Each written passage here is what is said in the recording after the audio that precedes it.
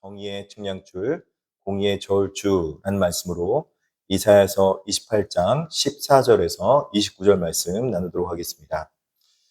우리 가운데 영적 위기가 닥쳐올 때 우리는 무의식적으로 눈에 보이는 힘을 의지하려는 그런 경향성이 있습니다. 오늘 본문도 유다의 지도자들이 아수르라는 거대한 제국의 위협 앞에서 하나님을 의지하기보다는 애국과 정치적 동맹을 맺는 인간적인 계산을 선택했습니다. 오늘 이 새벽에 이사야 선지자의 선포를 통해서 인간의 거짓된 피난처를 버리고 지혜롭고 견고한 기초이신 하나님 위에 삶을 세우라는 이 주제를 가지고 우리 오늘 말씀을 세 가지 영적 교훈을 한번 살펴보도록 하겠습니다. 첫 번째는 거짓 피난처를 버리시기 바랍니다. 위기의 순간에 세상의 방식과 타협하는 것은 영적으로 내가 스스로 자해하는 것과 같습니다.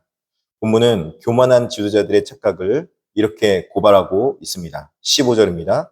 너희가 말하기를 우리는 사망과 언약하였고 소울과 맹약하였음즉 넘치는 재앙이 밀려올지라도 우리에게 미치지 못하리니 우리는 거짓을 우리의 피난처로 삼았고 허위 아래에 우리를 숨겼음이라 하느니라.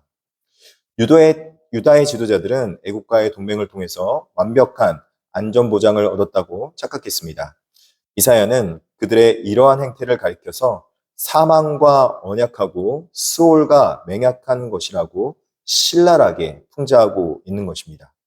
아수르가 공격해오자 더 강대국이라고 생각했던 애국과 동맹 맺고 언약 맺은 것이 사람이 보기에는 안전띠처럼 보여도 하나님 보시기에는 사망하고 언약한 것이며 스올과 맹약한 것과 같다는 것이죠. 생명이신 하나님을 떠나서 이방의 힘을 빌리는 것은 결국 죽음을 선택하는 것과 같기 때문입니다. 그들은 거짓과 속임수라는 얄팍한 이불로 자신을 덮으려 했지만 재앙이 홍수처럼 밀려올 때 그 거짓 피난처는 결코 그들을 지켜주지 못하게 되는 것입니다. 사랑하는 성도 여러분, 오늘날 우리가 의지하고 있는 애국은 무엇입니까? 재정적인 안정과 사람과의 인맥, 세상의 지위입니까? 하나님을 배제한 모든 안정적 장치는 결국 무너진 거짓 피난처에 불과함을 깨달아야 한다는 것입니다. 둘째는 견고한 기초 위에 서시기 바랍니다. 거짓 피난처가 묻어든 자리에 하나님은 참되고 영원한 피난처를 직접 세우실 것입니다. 28장 16절에 17절 그러므로 주 여호와께서 이같이 이르시되 보라 내가 한 돌을 시온에 두어 기초를 삼았노니 곧 시험한 돌이요 귀하고 견고한 기초돌이라 그것을 믿는 이는 다급하게 되지 아니하리로다. 나는 정의를 측량줄로 삼고 공의를 저울추로 삼았으니 우박이 거짓의 피난처를 소탕하며 물이 그 숨는 곳에 넘칠 것인즉 이렇게 말합니다. 하나님은 시온에 한 돌을 세우셨습니다. 이 돌은 연단을 통과한 귀하고 견고한 모퉁이 돌입니다. 신약은 이 기초석이 바로 예수 그리스도이심을 말씀하고 있는 것이죠. 중요한 것은 하나님께서 이 건물을 세우는 기준입니다. 하나님은 세상의 실용주의나 힘의 논리가 아니라 정의를 측량줄로 공의를 저울추로 삼으시는 것입니다. 이 하나님의 기준, 정의와 공의에 부합하지 않는 모든 거짓된 건물들은 우박과 홍수 앞에 속절없이 무너져 내리는 것입니다. 그러나 예수 그리스도라는 견고한 기초 위에 하나님의 말씀에 순종함으로 삶을 건축하는 자는 다급해하거나 두려워하지 않습니다.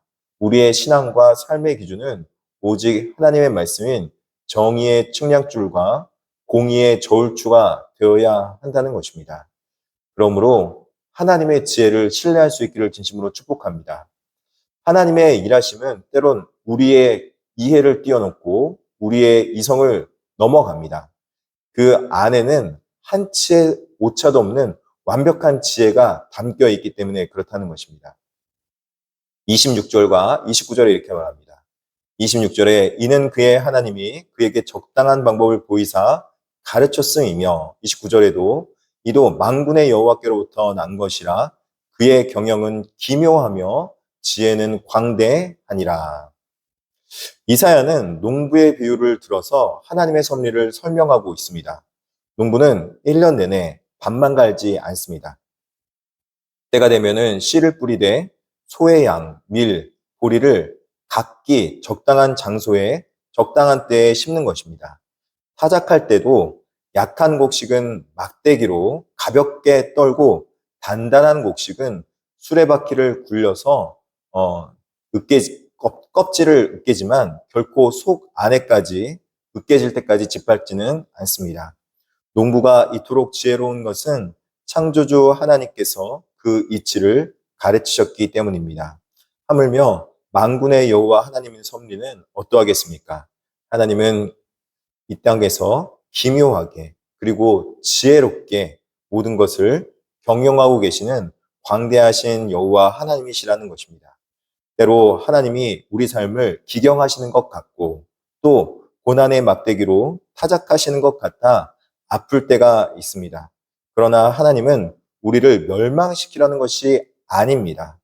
알곡으로 빚으시기 위해서 가장 적당한 방법과 때를 따라 일하고 계십니다. 우리는 내 어줍지 않은 지혜를 내려놓고 이 광대하신 하나님의 지혜를 신뢰해야 합니다. 이제 결론입니다. 새벽을 깨워서 기도하는 성도 여러분, 우리의 삶을 어디에 기준에 세우고 있습니까? 세상의 기준입니까?